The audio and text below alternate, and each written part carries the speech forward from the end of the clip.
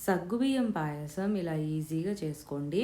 First ఒక heavy bottom ప్యాన్‌లో ఒక టేబుల్ స్పూన్ నెయ్యేసుకొని, అందులో కొన్ని క్యాష్యూస్, కొన్ని కిస్మిస్‌లేసుకొని బాగా వేయించి పక్కనుంచుకోండి.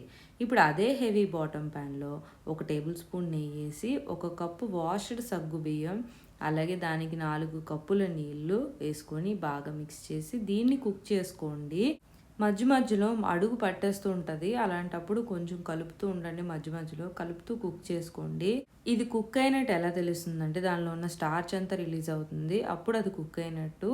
ఇప్పుడు ఇందులో ఒక cup of full fat milk ఏసుకొని, కొన్ని ఇలాచీ ఏసుకొని బాగా మిక్స్ చేసి, ఇందులో ఒక cup of sugar me sweetness బట్టి యాడ్ చేసుకొని బాగా మిక్స్ చేసి, దీన్ని కుక్ చేసుకోండి. ఎప్పటి వరకు అంటే బాగా థిక్‌గా అవ్వాలి. పాయసం దగ్గరగా అవ్వాలి. అప్పటి వరకు కుక్ చేసుకొని స్టవ్ ఆఫ్ చేసి, మనం పక్కనుంచుకున్న ఫ్రైడ్ క్యాష్యూస్ ఏసుకొని ఎంజాయ్ చేయండి.